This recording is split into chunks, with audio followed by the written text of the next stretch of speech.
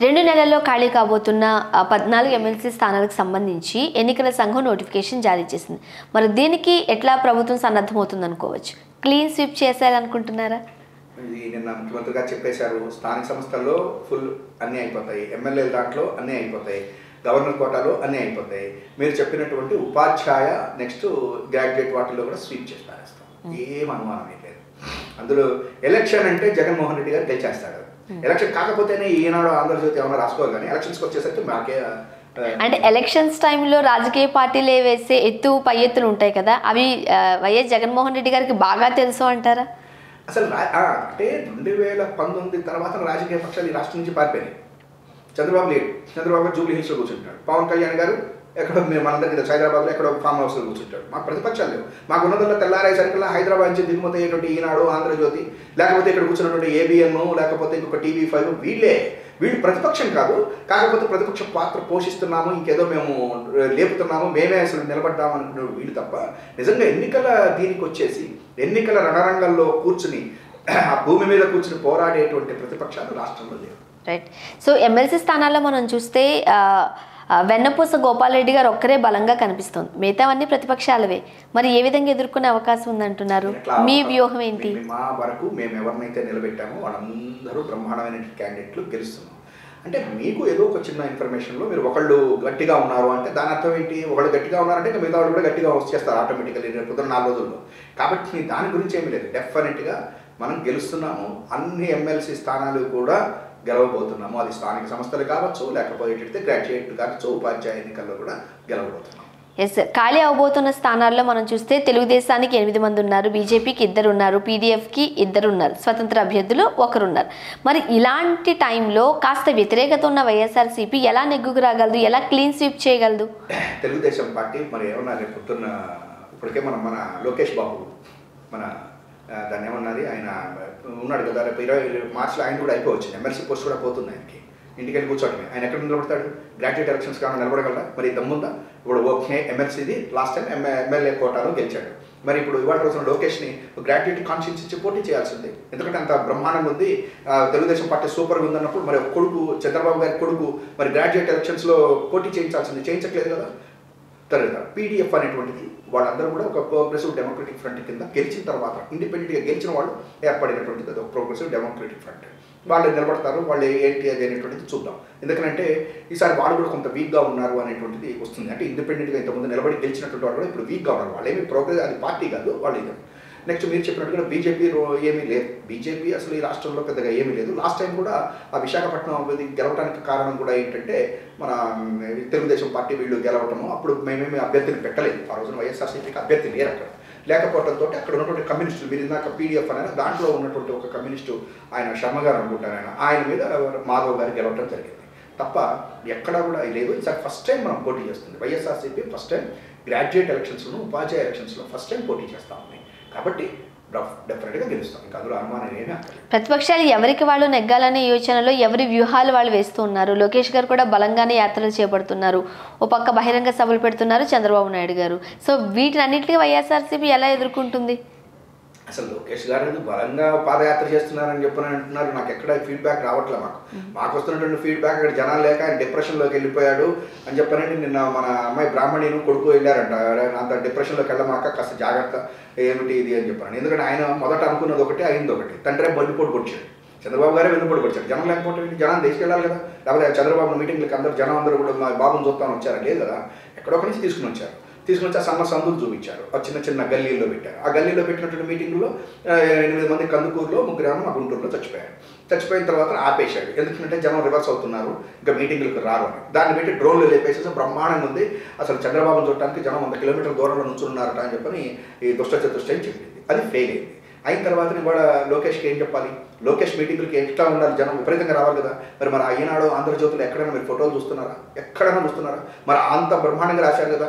ఏంటి యువగళాన్ని ఊరేద్దామని చెప్పి ఆపేస్తున్నారు, మాకు పర్మిషన్స్ ఇవ్వట్లేదు అని అంత పెద్ద మెయిన్ హెడ్డింగ్లు పెట్టిన ఈనాడు, ఆంధ్రజ్యోతి ఇవాళ మరి లోకేష్కి వస్తున్నటువంటి 1000 కిలోమీటర్లో, 100 కిలోమీటర్లో అసలు జనం సందోహాన్ని చూపించాలి కదా. ఎక్కడైనా మీరు చూస్తున్నారా? మేమైతే ఎక్కడ చూడలేదు. ఆ ఈనాడులో మొదటి పేజీ కాదు కదా, 10వ పేజీలో కూడా ఎక్కడ కనిపించట్లేదు. అసలు లేరు జనం. అందువల్ల వాళ్ళు కూడా దగ్గర అది చూసి ఫ్రస్ట్రేషన్లోకి వెళ్ళాడు లోకేష్. యాక్చువల్గా చెప్పాలంటే లోకేష్ అనుకున్నది ఏంటంటే వాళ్ళ నాన్నగారిని బ్రహ్మాండంగా చూపిస్తాడు, జనాల్ని తీసుకురావటం, ఆ మ్యానిపులేషన్స్ అవన్నీ మా నాన్నకి వెన్నతో పెట్టిన విద్య, ఈ శవరాజకీయాలు చేయడంలో కూడా వెన్నతో పెట్టిన విద్య, కాబట్టి నన్ను కూడా పైకి లేపుతాడు అన్నాడు. కానీ చంద్రబాబు నాయుడు గారికి అది అలవాట్లేదు. తల్లి అయినా, తండ్రి అయినా, కొడుకైనా, మావైనా, ఎవరైనా సరే అధికారం ముందు ఎవరిని పెట్టుకోడు, ఆయన ఒక్కడికే అధికారం కావాలి. కాబట్టి ఇవాళ లోకేష్ యొక్క రాజకీయ ప్రస్థానం ఏదైతే ఉందో దాన్ని ఆల్మోస్ట్ క్లోజ్ చేశాడు. ఇవాళ లోకేష్కి ఏం లేదు. ఇప్పుడు ఆయన మాట్లాడుతున్నది ఏంటి? ఏమన్నా ఒక ప్రామిస్ చేస్తున్నాడు, చేయలేడు. ప్రామిస్లు ఎందుకు చేయలేడు? వాళ్ళ నాన్న ఆల్రెడీ 600 ప్రామిస్లు ఇచ్చి ఆ వెబ్సైట్లో నుంచి చివరికి ఆ మేనిఫెస్టో కూడా తీసేసి పారిపోయినాడు. ఇప్పుడు ఆయన ఏదన్నా ఎత్తుతాడు. ఇప్పుడు రైతు రుణమాఫీ అన్నాడు అనుకోండి, రైతులు వచ్చి పట్టుకోరు. మీ నాన్న రైతు రుణమాఫీ అన్నాడు, ఆ రోజున ఓట్లు వేయించుకున్నాడు, ఒక్కడు చేయలేదు మాకు అని చెప్పిన వాడు పట్టుకోరు. డ్వాక్రా మేడం గురించి మాట్లాడితే పట్టుకోరు. రైతు నిరుద్యోగ భృతి అంటే పట్టుకోరు. బాబు వస్తే జాబ్ వస్తే జాబులు ఇచ్చాడు 40,000 ఏంటి 40,000 పరిశ్రమలు వచ్చినాయి అన్నాడు. తెలియదు పాపం 40,000 అంటే తెలుగు తెలియదు. 40,000 అనేటువంటి తెలియక అదేదో 4 అనుకుని 40,000 సున్నాలే కదా అని అనుకుని మాట్లాడుతున్నాడు. 4 పరిశ్రమ కూడా రాలేదు. కియా కియా కియా తప్ప ఏమన్నా నచ్చారు? ఆ ఒక్కటి వచ్చింది అట్లా ఉన్నాయని తెలియక 40,000 అంటే ఒక 4 అంటే 40,000 అనుకుంటున్నాడు. లెక్కలు తెలుగు రాదు. బూతుల్లో బూత్ యాత్ర, ఆయన బూత్ యాత్ర. ఒక రకంగా చెప్పాలంటే చంద్రబాబు నాయుడు గారి లాగా పిల్లలు ఎవ్వరు కూడా పెంచకూడదు. అట్లా పెంచితే లోకేష్ లాంటి బడుద్దాయిలు తయారవుతారు. అందుకనే మనం ఆ బడుద్దాయిలు కాకుండా ఉండాలంటే చక్కగా పెంచండి, తెలుగు నేర్పించండి. మీరు చెప్తున్నారుగా మరి పెద్ద పెద్ద వాళ్ళు కొంతమంది ఉన్నారు, వాళ్ళందరూ తెలుగు నేర్పించండి. తెలుగు ఫస్ట్ మీరు నేర్పించుకోండి. మా అందరికీ తెలుగు వచ్చు, లేకపోతే మా పిల్లలకి తెలుగు వచ్చు. ఎక్కడో ఇంగ్లీష్లో చదువుకుని తెలుగు వచ్చు. మీ అబ్బాయిలకి తెలుగు, స్టాన్ఫోర్డ్ యూనివర్సిటీ కదా ఆయన, తెలుగు రాదు. ఆ తెలుగు ఏం మాట్లాడతాడు? యోగడం అంటే ఏమంటాడు? గంగాళం అంటాడు. మంగళగిరి అనరా అంటే మంగళగిరి అంటాడు. అటువంటి ఆయన పట్టుకుని మన కుప్పం అంటే కుప్పం మాట పలకటం రాదు. కాబట్టి మీరు లోకేష్ పాదయాత్ర ఫెయిల్ అయింది. దాంతో తెలుగుదేశం పార్టీ ఇది పడింది. ఇప్పుడు వాటిని ఏం చేయాలి అనేటువంటిది ఈనాడు ఆందోళన చేసి ఇచ్చేస్తున్నటువంటిది. కాబట్టి ప్రతిపక్షాలు రాష్ట్రంలో లేవు, అందువల్ల మాకు అటువంటి ఇబ్బంది ఏమీ లేదు. నువ్వు 175కి 175. సార్ గవర్నమెంట్ సరిగ్గా సాగాలి అని అన్నా, లేకపోతే మన రాజ్యాంగం ప్రకారం బలమైన ప్రతిపక్షం ఉంటేనే, రైట్, ప్రభుత్వాన్ని ఎదుర్కొని నిలబడగలిగే సత్తా ఉంటేనే ప్రజలకు మంచి పరిపాలన అందించగలమని. ఎక్కడికక్కడ ప్రతిపక్షాలను తొక్కేస్తున్నారు అనే విమర్శ కూడా వైఎస్ఆర్సీపీ ఎదుర్కొంటోంది, కాదంటారా? అంటే మీరు అన్నది కరెక్ట్. కాన్స్టిట్యూషన్ ప్రకారం మంచి అపోజిషన్ ఉండాలి. ప్రజాస్వామ్యం అంటే మంచి అపోజిషన్ ఉండాలి. ఆ ప్రభుత్వం మాట్లాడేటువంటి వాటిని ఎత్తి చూపించేటువంటి ప్రతిపక్షంగా కావాలి. అంటే నిర్మాణాత్మకమైనటువంటి ప్రతిపక్షం కావాలి. అంటే క్రిటిసిజమ్స్ కూడా ఎట్లుండాలి? కన్స్ట్రక్టివ్ క్రిటిసిజమ్స్ ఉండాలి. విమర్శలు కూడా కన్స్ట్రక్టివ్గా ఉండాలి. కానీ అది ఇవాళ చంద్రబాబు చేస్తున్నాడు, చేయట్లేదు. సైకో అంటాడు. Is a political psycho. ఆయనకి అధికారం లేకపోతే ఆడలేడు, అందుకే ఈజ్ అ పొలిటికల్ సైకో. కానీ ఎదుటి వాళ్ళ గురించి చెప్తాడు, అది తీసుకుని వచ్చి ఇక్కడ రాస్తాడు. ఇంకా ప్రజాస్వామ్యంలో ప్రతిపక్షాలు అట్లా మాట్లాడచ్చా? అసలు ఆయన ప్రతిపక్షమా? అసలు నిజంగా ప్రతిపక్ష నాయకుడు అయితే ఎక్కడ కూర్చోవాలి? ఎంతసేపటికి ఏదో ఆ జూబ్లీ హిల్స్ నుంచి వచ్చి కరకట్టలు వెళ్ళు, ఒక అరగంట సేపు బూతులు తిట్టడం తప్ప నువ్వు నిజంగా ఏం చేయాలి? 14 సంవత్సరాలు ముఖ్యమంత్రిని చేశానని చెప్తున్నావు కదా, 40 ఏళ్ల ఇండస్ట్రీ ఉందని చెప్తున్నావు కదా. ఇవాళ జగన్మోహన్ రెడ్డి గారు తీసుకొచ్చేటువంటి విద్యా విధానం తప్పు అని చెప్పు. లేకపోతే చంద్రబాబు నాయుడు గారు చేసినటువంటి విద్యా విధానం, నారాయణ చైతన్య వాళ్ళని పోషించిన కార్పొరేట్ విద్య చేసింది కరెక్ట్ అని చెప్పు. మేమన్నా వద్దన్నామా? నువ్వు అది చెప్పట్లేదు కదా, చెప్పు. ఇవాళ మేము ఇస్తున్నటువంటి విద్యా విధానం ఏదైతే నేడులో మేము కట్టిస్తున్నటువంటి స్కూల్స్ ఇవన్నీ కూడా తప్పు, అవన్నీ కాదు, నారాయణ చైతన్యాలు ఇట్లా ప్రైవేట్ కార్పొరేట్ ఇవి చేయాలని చెప్పు. మేము వైద్యం కోసం అని చెప్పని వాళ్ళ ఆసుపత్రులు కట్టిస్తూ ఉన్నారు జగన్మోహన్ రెడ్డి గారు, అది తప్పు అని చెప్పు.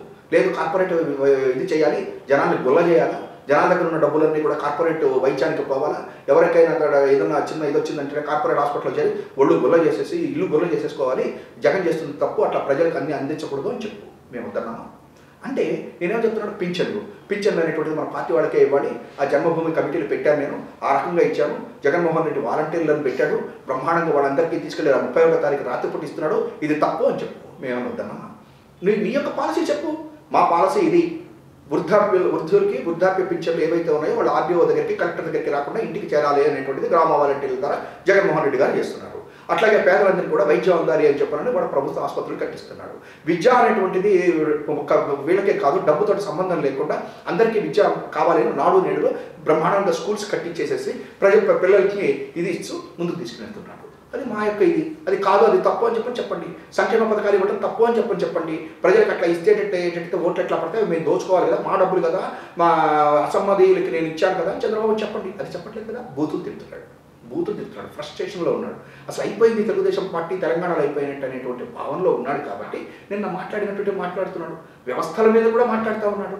ఒక పార్లమెంట్ మెంబర్లను పట్టిన బ్రోకర్లు అంటున్నాడు, ఒక బ్రహ్మాండమైన ఒక సీనియర్ అడ్వకేట్ కొట్టి దూషిస్తున్నాడు, ఒక బీసీ నాయకుడికి ఇస్తే సీట్లు బీసీలకి నువ్వు ఎందుకు ఇస్తావో అని చెప్పని క్వశ్చన్ చేస్తున్నాడు. మరి అటువంటిప్పుడు ఇంకా చంద్రబాబు నాయుడు ఏమని చెప్పాలి?